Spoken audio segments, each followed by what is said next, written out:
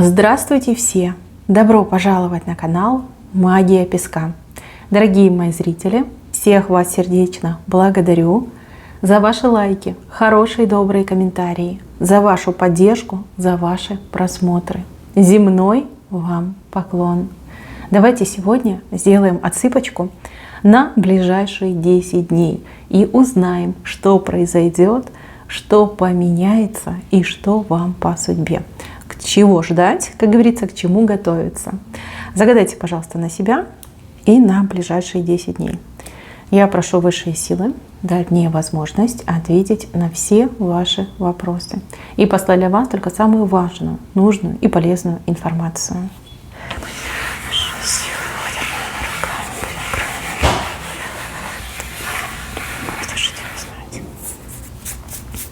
Так.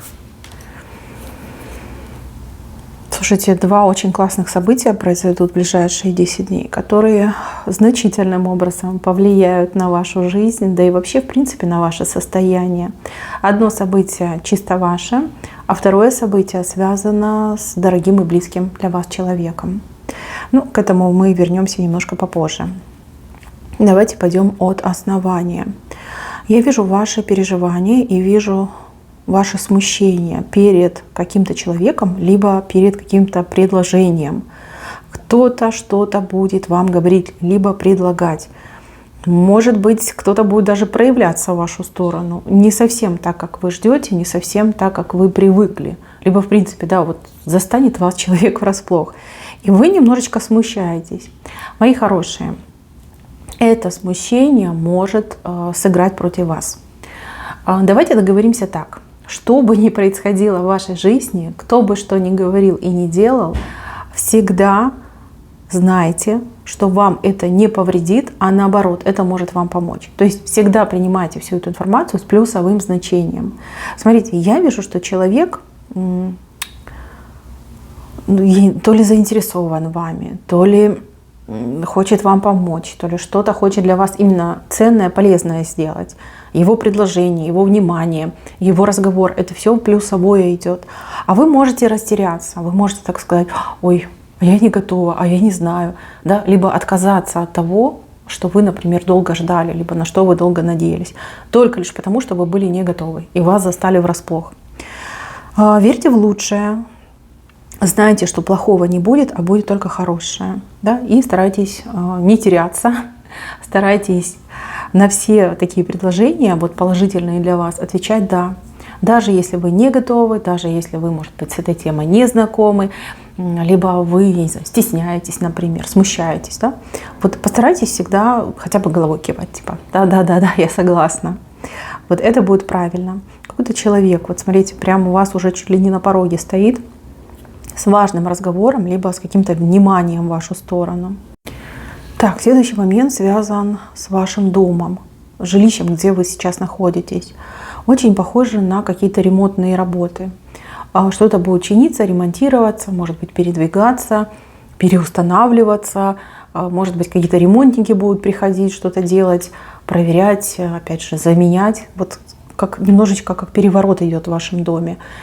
Здесь я вижу, что вы как дополнительную работу какую-то делаете. Ну, допустим, после небольшого ремонта, либо замены, чего бы то ни было, придется там поубирать, все на место поскладывать. Здесь дополнительная работа и дополнительная трата сил и энергии у вас идет. Но это обязательное событие, оно должно произойти. Это на пользу вам идет. Что-то поменять, что-то отремонтировать, либо что-то заменить. Опять же, у кого-то даже может отыграться, что это будет генеральная уборка. Уборка, которую вы затеете сами, либо затеете, потому что что-то произойдет, да, либо кто-то должен приехать. Вы думаете: ой, надо поубираться. Думаете, ну так, слегка. А потом поймете: да нет, лучше целиком и полностью, да, генеральную уборочку сделаю. То есть вы много сил и времени будете тратить в своем собственном доме, что-то делая, убирая, перебирая, не знаю, перекладывая. Да, имейте это в виду. Придется физически потрудиться. Причем не так, как вы привыкли обычно, а вот прям с головой уйти в эту работу.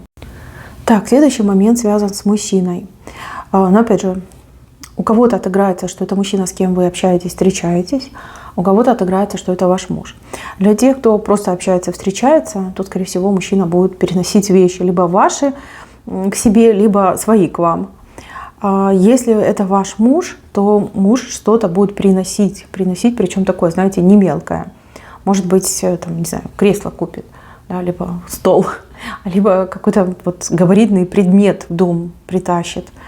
И это хорошее событие, вы ему улыбаться будете. Ну, а если вы с любимым начнете жить вместе, либо он там частично вещи принесет к вам, либо вы к нему, то это уже хороший знак. И вы понимаете, что да, идем на сближение, все хорошо, все по плану. Так, еще от мужчины идет какой-то подарок, но это не цветы. Это что-то маленькое, но дорогое. Ну, например, там сережечки могут быть, может быть колечко, может быть даже браслетик. Хотя нет, браслетик большой будет. Кулончик может быть, да, кулончик. Достаточно ценный и достаточно интересный. Вот какой-то дизайн может быть необычный. Либо материалы, да, дорогие такие ценные материалы, тоже как-то красиво сделано. Не могу сказать по случаю, либо без, но вы очень обрадуетесь этому подарку. По крайней мере, именно сам этот подарок вам понравится. Вот с эстетической точки зрения, да, очень красиво. И это вам зайдет, да, это в вашем вкусе. И второй момент, подарок сам по себе дорогой. Вот ценность есть, да, материальная ценность в этом подарке. То есть приятно, очень приятно будет получить. Так. Здесь у меня девушка как балерина, на одной ножке крутится туда-сюда, но это находится в зоне работы. Смотрите, это предсказание, оно предупреждает, что вам придется очень аккуратненько заниматься своей работой, вот чего бы это ни касалось, да, кем бы вы ни работали. Здесь очень много, во-первых, взглядов будет на вас, либо любой ваш промах сразу станет достоянием общественности. Любой, понимаете, даже машинально вы что-то делаете не так, сразу люди прибегают, говорят: да ты ошиблась, да ты неправильно сделала. Вот такая ситуация. Вы как прима-балерина, на которую все смотрят, и нужно крутиться на одной ножке, быть красивой, прекрасной и все делать правильно. Да, придется немножко понапрягаться на работе. Люди, которые работают сами на себя, здесь бумагами будете носиться, какие-то бумаги, то ли получать будете, то ли кому-то будете отдавать бумаги, то ли составлять какие-то бумаги. Здесь я вижу, что и денег придется потратить, потому что некоторые бумаги имеют свою стоимость.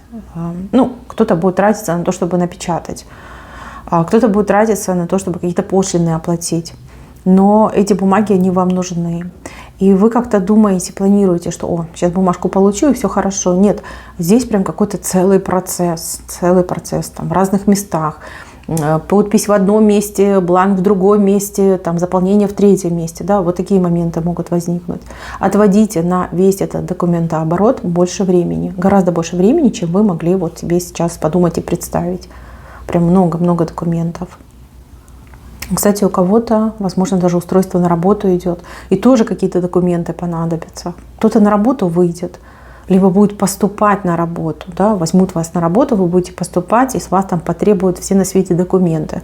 И вы будете гонять все 10 дней для того, чтобы собрать весь пакет документов, который вам нужен. А кто-то, например, из вас будет куда-то подаваться, на что-то, на какую-то программу, и вам тоже нужно будет собирать документы. Слушайте, ребят, с документами вообще тут целая проблема, целая история. Очень много времени занимает. Много времени, и почему-то это вам стоит. То есть как не бесплатно это идет. Да? За все надо, как говорится, платить. Так, это надо, без этого никак. Это очень полезная история для вас. То есть вы получаете документы, для себя плюсик ставите, да, либо что-то положительное начинаете. Так, здесь у меня с левой стороны вы испытаете какой-то укол в свой адрес, кто-то вас будет подкалывать, кто-то будет, возможно, критиковать. Причем, знаете, как человек будет делать? Прямо глядя вам в лицо. Да? То есть подойдет и скажет: а вот ты там то-то, сё-то. Либо то ты делаешь неправильно, это у тебя не получается. Там, может быть, там не по сезону, не по фасону одет. Да? Вот какие-то колкости вы можете получить. Для вас это будет, конечно, обидно. И захочется прям грубо ответить, так смачно, грубо. Но, пожалуйста, воздержитесь. Этот человек, он просто провокатор. да, провокатор. Вот хочется скандала, а вот зацепиться не за что. И человек вот ищет, вот как бы вас спровоцировать на то, чтобы вы первые начали, да, либо первое. И потом уже, как говорится, все на вас перекинуть. Не поддавайтесь этим провокациям, просто мило улыбнитесь и скажите: ой, спасибо за подсказку, да. Ох, если бы не ты, то я бы и не знала, да, что я там не так одеваюсь, да, либо не то что-то делаю. Бейте этого человека его же оружием. Да, он неожиданно к вам подошел, а мы давайте неожиданные ответы. Но не опускайтесь до ответа по сути. Потом ответите. Придет время, вы все этому человеку расскажете. Да? Но не надо, сейчас ругаться не надо, не стоит оно того. Девочки, которые в браке, и у кого такая вот прям свекровь противная, знаете, могут быть атаки с ее стороны в ваш адрес. И причем она это будет делать так, чтобы были свидетели. Что, типа, посмотрите, какая у меня невестка плохая. Да? Вот цвета белого не вижу, она мне постоянно там хамит, грубит на ровном месте. Да? Может быть, даже как представление она будет организовывать. Молчите, улыбайтесь, не отвечайте, не реагируйте, не давайте ей этой пищи эмоционально, не надо. Не пляшите под ее дудку, это неправильно. И вам никакой пользы не принесет. Так, дальше у вас какая-то дорога тут организуется. Дорога, которую вы не планируете. Либо вас куда-то кто-то позовет, и вы примите это приглашение, предложение. Либо какая-то острая необходимость возникнет куда-то ехать. Причем это будет вторая половина дня. Вы едете еще светло, а вот возвращаться вы будете по ночи. Дорога еще какая-то, знаете, пустоватая. То есть, например, вас зовут на какое-то застолье. Вы думаете: о, поеду вкусно покушаю, либо о, поеду повеселюсь. Там не будет вкусно, либо там не будет весело. Если какая-то острая необходимость, например, кто-то из родственников, там звонок, ой, там заболела, очень плохо, там тошнит, голова кружится, там температура 42. Вы приезжаете, видите, что человек просто симулирует. Не все так плохо, да, человек вполне себе нормально и выглядит, и чувствует, температура хорошая, правильная, да, там 36,6, там 36,7, да, у человека уже истерика, паника случилась. Немножко как пустоватая. Мои хорошие, все бывает, да, что сделаешь, родственники такие. А если вас кто-то куда-то зовет, старайтесь изначально, да, по человеку определить, стоит туда ехать или нет. Так, еще. Здесь вы с кем-то усиленно будете переписываться, перебрасываться этими птицами, гонять их туда-сюда. Но это переписка. Это не звонки, это именно переписка, причем вам будет очень интересно. Человек не новый, но человек, наверное, с которым вы давно не виделись, либо давно не обменивались информацией. Здесь, значит, вы кипу информации передаете и такую же кипу назад получаете. Слушайте, будет очень интересно. Я так понимаю, что чуть ли не до ночи, до глубокой ночи вы будете переписываться. Прям очень много всего ненужного, но очень интересного узнаете. Мои хорошие, а потом вы не выспитесь, а потом будете себя ругать за то, что вы всю ночь переписывались. Понятно, что интересно, понятно, что давно не общались, но думайте о своем здоровье, о том, что нужно высыпаться, о том, что нужно соблюдать режим, о том, что это все повлияет на вас и на вашу жизнедеятельность. Да? Вот такие моменты, их нужно избегать по возможности. Имейте в виду, что недосып, он отражается практически на всем, да, на всей вашей жизни. И на гормональный фон влияет, и на психику влияет, и на аппетит влияет, и на мозговую активность влияет, на все влияет. Поэтому старайтесь высыпаться. Вот. Потом утром пообщайтесь, либо в течение дня пообщайтесь. А вот ночи проводить за телефоном, за компьютером, оно того не стоит. Так, еще здесь детская тема вышла. Ваш ребенок будет что-то просить. Просить, причем в таком, знаете, даже не просить, требовать будет. Очень похоже на какие-то кружки. Это не игрушки, это не какие-то покупки, это что-то похоже на какую-то активность. Активность, которая вас напрягает. Например, вы считаете, что это опасно. Может быть, какая-то акробатика. Может быть, какой-то такой супер-пупер активный вид спорта, да.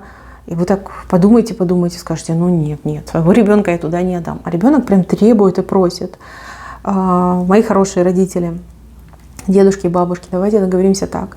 Прежде чем своему ребенку отказывать, вы лучше туда с ним сходите, либо с ней сходите. Посмотрите, что это такое. Да? Поговорите с тренером, поговорите там, не знаю, с старшим человеком, поговорите с такими же учениками.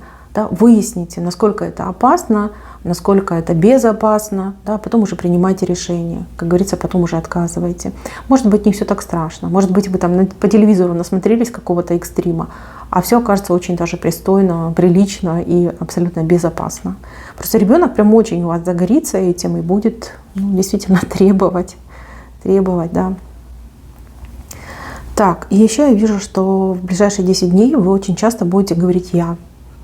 То есть о себе будете говорить, либо на себя что-то будете брать, так и будете говорить «я». Это сделаю я, либо я за это ответственный, да, либо это моя парафия. Очень часто вы произносите эту букву. Это, конечно, похвально, вы молодец, вы ни от кого не зависите, вы не привыкли на кого-то что-то перекладывать. Но поверьте, не стоит злоупотреблять этой буквой, ведь вы один либо одна, а дел очень много. Да? Здесь, возможно, нужно немножечко так поделегировать, либо пораспределять обязанности, либо ответственность. Это важно. Важно, чтобы ножки ваши не устали, как прежде носили вас по жизни, по дорогам жизни. И, конечно, чтобы голова была ясная. Когда вы загружены, когда вам все не в радость, когда ноги гудят от усталости, поверьте, никому от этого не лучше. Ни вам, ни вашим близким. Поэтому не надо так много говорить и брать на себя. То есть, да, кто? Я. Все делаю я. Не надо этого делать. Знаете, как будет потом обидно, больно и обидно, а кого винить? Себя? Да, кто виноват? Я виновата. Да, не надо до этого доводить. У вас я вышла, но она развернута в левую сторону. Да, как предупреждение, не стоит этого делать. Так, еще у вас тут парус вышел. Парус. Но парус не как поездка, а как какая-то возможность. Возможность, которая начнет принимать форму и очертания в ближайшие 10 дней. Это то, о чем вы будете думать и на чем вы будете концентрироваться. Какая-то идея, какая-то мысль, какое-то предложение. То есть это как проект, который вы должны продумать, для себя принять какое-то решение, да, может быть, даже какие-то подготовительные работы провести. Но в правую сторону парус развивается. Это очень хороший проект. То есть этим нужно заниматься, этим важно заниматься. То есть это не пустое, это не мечта, это уже, как говорится, реальность, полезная реальность для вас. Так, а теперь главные события. Первое главное событие связано с вами. Потрясающие новости. Смотрите, у кого-то новости, информация, а у кого-то какие-то важные письма, важные документы, которые влияют на всю вашу жизнь. Вы их будете получать. И вы будете радоваться этим документам, этим письмам, как ребенок. Вот настолько они желанны, настолько они долгожданны, настолько они для вас эффективны. И второе событие связано с близким для вас человеком. Здесь у близкого человека просто огромная лопата в руках. Крутейший знак, особенно если ваш близкий человек искал себя, искал свое место в жизни и, например, искал работу. Либо на работе что-то не получалось. По этой лопате может проиграться что угодно, начиная от очень выгодного контракта, предложения, вакансии, заключения какого-то договора и начала какого-то вида деятельности. Ну прям вот то, что надо, да? То, что человек искал, то, о чем мечтал. Прекрасное начало, прекрасное начинание, которое приведет к невероятным максимальным результатам. Вот. Может быть, вы не верили в этого человека, может быть, сомневались в этом человеке, а может быть, вы все вместе работали над тем, чтобы этот человек добился такого результата. И вот, пожалуйста, результат уже в руках. Смотрите, какая огромная лопата. Человек смотрит вправо, человек лопату держит вправо. То есть в долгую, надолго, всегда плюсовой положительный результат, и все довольны.